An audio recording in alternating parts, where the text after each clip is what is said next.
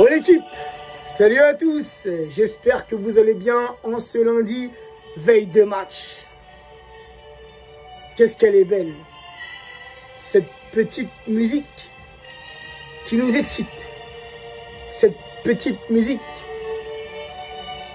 qui nous donne la chair de poule, les amis.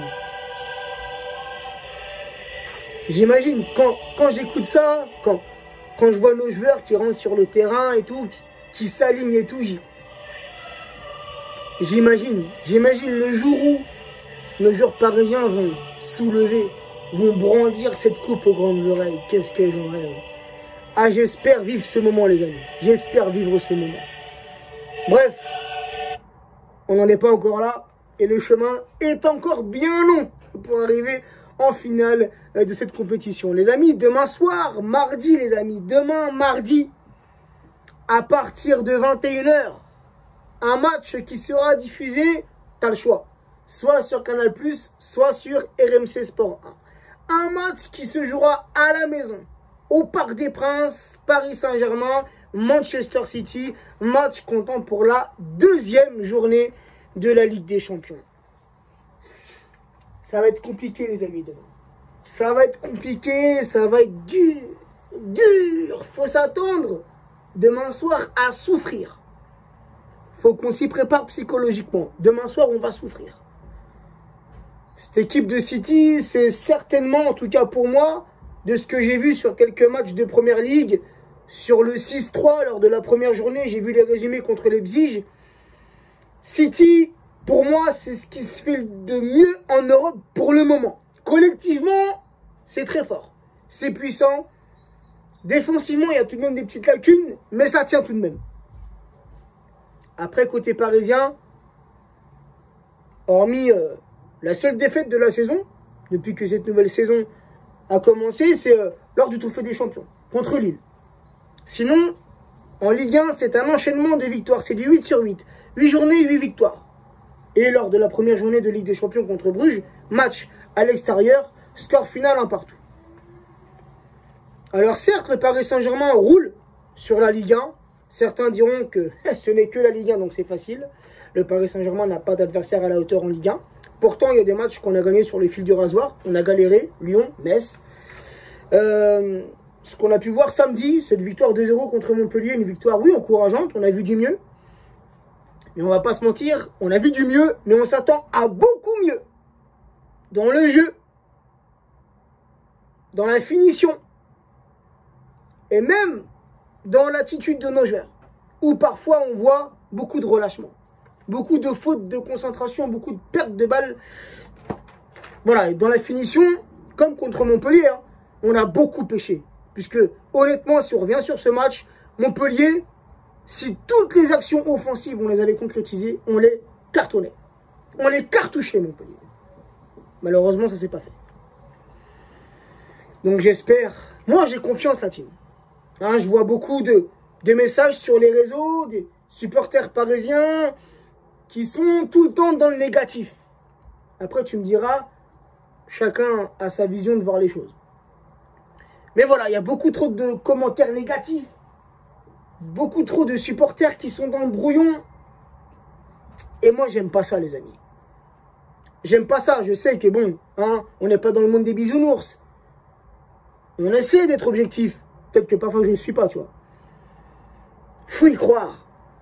Faut y croire. Nos joueurs peuvent le faire. Les Citizens sont battables. Sont prenables. Même si on a une stat, les amis, qui n'est pas du tout en notre faveur. Sur les 5 derniers matchs, toutes compétitions confondues entre ces deux clubs, 2 matchs nuls, 3 victoires Citizens. Ça fait mal. Je te l'avoue, frérot, cette stat, elle pique. Ça fait très mal, hein, quand tu lis ça. Là, ça atténue un peu tes chances de gagner demain soir. Mais on y croit, la team. Hein, c'est souvent quand on a du mal à croire en nos joueurs qu'ils nous surprennent. Rappelez-vous l'an passé. Alors certes, on s'est fait sortir contre City en demi-finale. Hein. 2 matchs, 2 défaites. C'était 1-2, je crois, Parc des Princes et 2-0 chez eux. Mais rappelez-vous, quand le tirage au sort, on tire le Barça. Beaucoup nous voyaient sortir. On s'est imposé, on s'est qualifié. Beaucoup contre le Bayern. qui est l'un des plus grands clubs d'Europe, champion d'Europe en titre.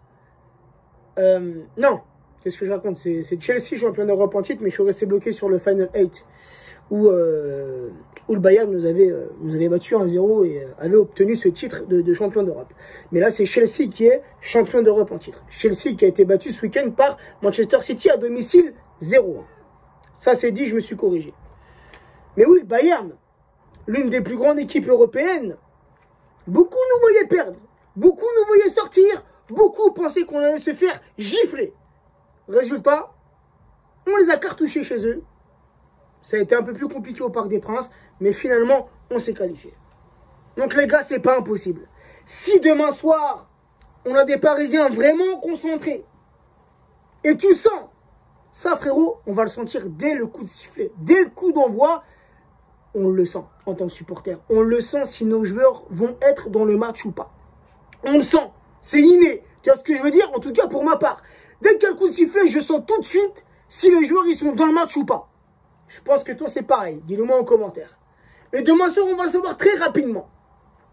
On verra si nos joueurs mettent de l'impact, mettent de l'intensité, font le pressing. On le verra demain. Puisque Manchester City, c'est une équipe qui presse très haut. Un pressing intense, constant. Donc, de l'autre côté, il faudra absolument faire la même demain soir. On a toutes nos chances. Ce n'est, pour le moment, que des matchs de phase de poule. Mais on a une revanche à prendre. Ils nous ont brisé le rêve d'aller en finale l'an passé. L'an passé, il y a quelques mois de ça. Ils nous ont brisé ce rêve. Ils nous ont battus à l'aller, au retour.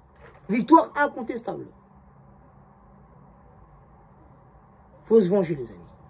Faut se venger. Demain soir au Parc des Princes et le match retour chez eux.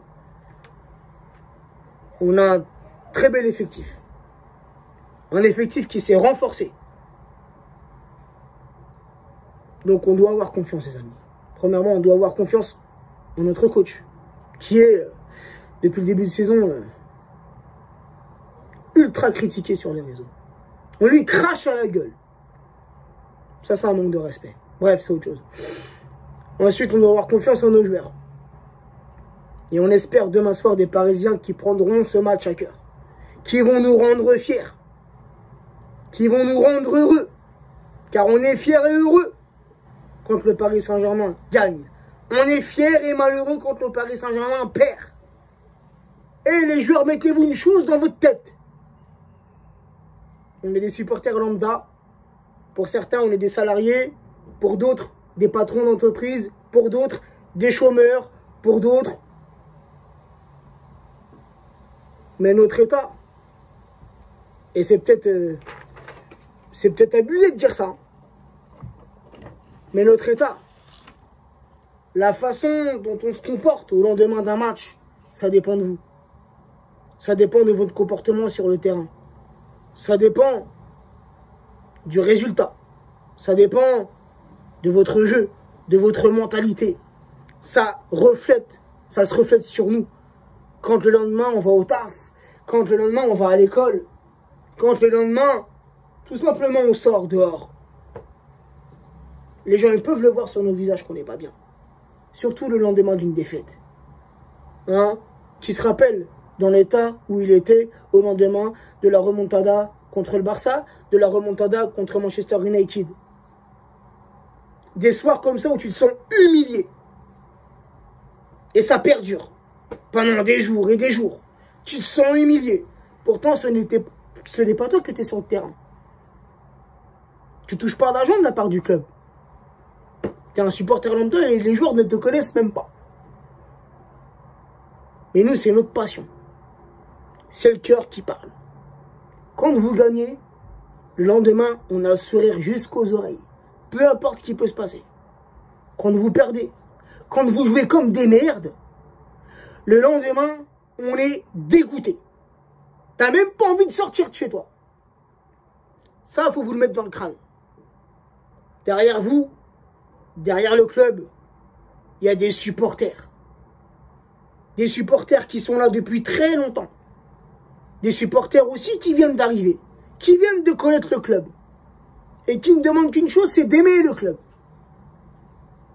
derrière vous, il y a tout un peuple.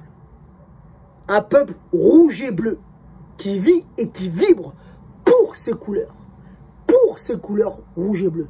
Rendez-nous fiers. Et combattez. Ce qu'on vous demande, quand vous rentrez sur le terrain, c'est de combattre. Si on perd, mais qu'on a vu des joueurs qui se sont donnés jusqu'au bout, jusqu'à la fin, qui ont laissé leur âme sur le terrain, on ne vous en voudra pas si on perd. Mais trop souvent, on perd comme des lâches. Trop souvent, on perd comme des lâches. Moi, je reste confiant, la team. Je reste confiant, j'ai confiance en mon équipe, j'ai confiance en nos joueurs, en notre coach. Même si demain, une victoire ne voudra trop rien dire, hein, ce n'est que la deuxième journée, ce n'est que le début de la Ligue des Champions. Mais il faut impérativement s'imposer. Il faut rester sur cette lancée positive. Toute compétition confondue. Là, cette saison, on est bien parti. En Ligue 1, on est bien parti. En Ligue des Champions, un petit match nul, c'est pas désastreux. Mais demain soir, faut pas perdre.